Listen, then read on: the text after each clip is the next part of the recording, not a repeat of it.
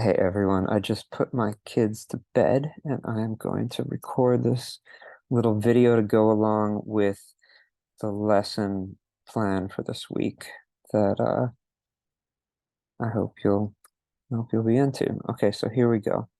Neo-Jungian strategies for working with psychosis. So I want to say for starters that I've been reading all of your responses to the last module and I'm so impressed with them. I just really appreciate how deep you all are thinking. And so I want to add this lesson as another kind of set of tools or ways of thinking about what we're calling severe mental illness or psychosis. And it has what I think is a very interesting lineage. And I'm going to start off the lesson with this quote that I love. And so the quote is by Joseph Campbell, and it's, "The psychotic drowns in the same waters in which the mystic swims with delight." The psychotic drowns in the same waters in which the mystic swims with delight. So, um, you know, the riddle here is, what's the water? What's the water that we're talking about? And that's basically like at the heart of what I want to just make sure that I'm I'm putting into the conversation this week. So when you're doing the reading, you're thinking about this, because as someone who both has worked with a lot of people who've been diagnosed with psychotic disorders, and myself, who I've struggled with my own issues of what gets called psychosis. Um, what often happens is, people who end up in an extreme state of consciousness find themselves in the hands of clinicians who don't even know there's such a thing as the water. So let's like move ahead and get down some of the basics. So I feel like this stuff is really important when we talk about um, the history of psychoanalysis. And so remember, we're like the frame is in 1980, the biopsychiatric model rises to dominance. But before that, it was really Freudian psychoanalysis that was like the main way people were thinking about mental illness. So what are the main differences between Freud and Jung? Well, the main difference between Freud and Jung is that they both have this idea of the human psyche, that is divided into three sections. So we have like the conscious level, the preconscious level, and the unconscious level for Freud. But the big difference with Carl Jung was that guy, he posited what we call the collective unconscious, this idea that there's actually a underneath the kind of rational reality that we're living in, there's this deeper level of consciousness that connects all of us. And so here's a quote from Jung: "In addition to our immediate consciousness, which is thoroughly of a personal nature, there exists a second psychic system of a collective, universal, and impersonal nature, which is identical in all individuals," which is a pretty deep thing to say. So if we go back to this quote from Joseph Campbell, "The psychotic drowns in the same waters in which the mystic swims with delight," there's a way we can see that a person can be in an extreme state of consciousness, and that can be a really positive thing, or that can be like a really terrifying thing. So yeah, so he posits this idea of a collective unconsciousness under the personal consciousness. And here's a quote. Here's a quote from Jung himself, and this is from the Red Book. I gave you in your reading a very short passage just to get an idea of the guy if you haven't read his writing. But here's a quote: "Be silent and listen. Have you recognized your madness, and do you admit it? Have you noticed that all your foundations are completely mired in madness? Do you not want to recognize your madness and welcome it in a friendly manner? You wanted to accept everything, So accept madness too. Let the light of your madness shine, and it will suddenly dawn on you. Madness is not to be despised and not to be feared, but instead you should give it life. If you want to find paths, you should also not spurn madness, since it makes up such a great part of your nature. Be glad that you can recognize it, for you will thus avoid becoming its victim.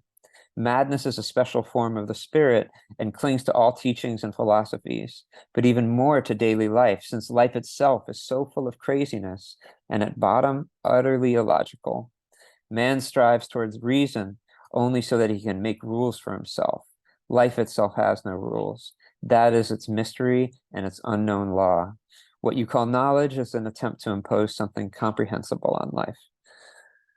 So yeah, you know, the the thing about this guy was that he was not thinking traditionally. And you know, when I was growing up in New York, no one was talking about Jung. It wasn't actually till I came out to California that people were talking about him, and that he had an effect on the the larger culture. So we're going to talk just super briefly. I'm going to share this slide again of just thinking about in the 1960s and 70s, before the rise of the biopsychiatric model, there was a bunch of different really creative, interesting ideas about what madness was, or what schizophrenia was, or what psychosis was.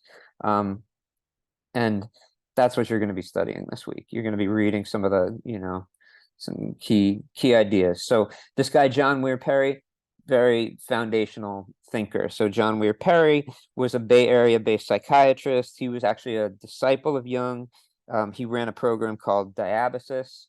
And his whole thing, which you learn from doing a little research, is that for Perry, psychosis isn't the result of damage or impairment, but is actually initiated intentionally by the unconscious psyche, although usually uninvited or unwelcome. So it's what he's saying is that what psychosis is not something that just it's not a biological brain disease. It's not coming because there's something wrong with you. It's the idea is that when people find themselves in such a state of acute distress, that they end up being so vulnerable. There's this need to, as in his language, reorganize the self. Now, this is like very different than what the mainstream medical model says. The mainstream medical model says, if someone is in a state of psychosis, they need to be put on antipsychotic drugs, and then to quell the psychosis. But what John Weir Perry is actually saying is that, people end up in these states because they have to go through and get to the other side of the madness. That is the idea. And, I didn't learn any of this in school because for the most part, they don't teach it in school. It's these are ideas that are kind of pushed to the margins, but I'm asking you to learn them because I want you to think about it in the context of the work we're doing this semester. I want you to think about it, like think about those videos that you watched, about the crisis of what's going on in mental health in our society today, what's going on in the streets of California and New York and other big cities, and think about them from the perspective of John Weir Perry. That's what I'm asking you to do this week. And one of the things that you're going to do in this reading is read about how he talks about archetypes, and he's getting this straight from Jung, but he's basically saying there's these common themes that happen when people end up in psychotic states. It is very common for someone in a psychotic state to think that they are a messianic figure that's come to save the world, or to think that they are like a Mother Mary figure who's giving birth to a messianic figure, or who, there are these common themes that are, according to John Weir Perry or to Carl Jung, they're in our collective consciousness, and they come out when someone is in a state of psychosis. And there's this idea that there needs to be a reorganization, a disintegration that's followed by a reintegration. And that if you give someone space to do it, you don't actually have to be put on psychiatric meds. You can go through a process. And he spent years doing this with a bunch of people, and he says that it usually takes about 40 days for someone to go through a process like this. So you'll read about it more yourself and think on and write about it with each other. But I just wanted to share it with you because I feel like, these are interesting ideas when we're talking about severe mental illness.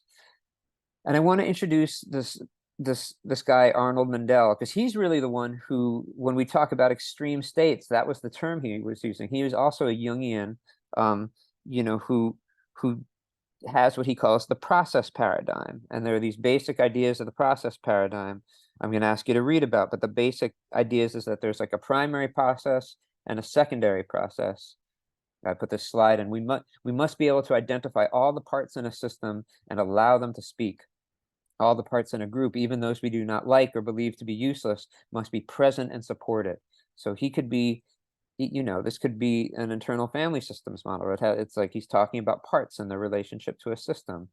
He's coming out from a similar place, but because he's a Jungian, he's thinking about it in terms of the collective unconsciousness and dreaming. So, what you'll see is in the Arnold Mandel view, everybody has a primary process and a secondary process, what we identify with, and then the part that we don't. That's like the shadow of Jung. And the idea is to get to know our different processes, and that when you're working with someone who is in what's like considered a psychotic process, that process often is flipping back and forth between the primary and secondary. And there's this lack of attention. He uses this language of the meta communicator, which is similar to the self in IFS, but it's this idea that we have these internal complexities going on, and sometimes we have more access to be able to talk about it, and sometimes we lose our ability to talk about it. So anyway, you'll read some stuff about these folks, do some writing on it. I want to say that I'm also giving you some writing by Michael Cornwall, who's someone I met in the Bay Area, who is a Jungian who worked in the public mental health system for decades, and he has very strong opinions about lots of these things. He actually was trained by John Weir Perry, and John Weir Perry was a supervisor, and he worked at a place called I Ward, which was similar to the Diabasis House, and he has thoughts about it. I believe he went to CIIS, and he wrote his dissertation about it back in the 80s. But so it's a lineage, is what I'm trying to say, and I'm vaguely connected to it, and so what I want to do this week is transmit some of this lineage to you, because I want to spend the rest of the semester coming back to these ideas. And I'll just end with the slide of Madness Radio, and then that's just it, actually. The slide of Madness Radio, who Madness Radio is kind of part of a larger community of people who are trying to change the mental health system. And Will Hall, who was part of the original Icarus project, he studied with Arnold Mandel, and kind of brought those ideas into the Icarus project. But anyway, you know what?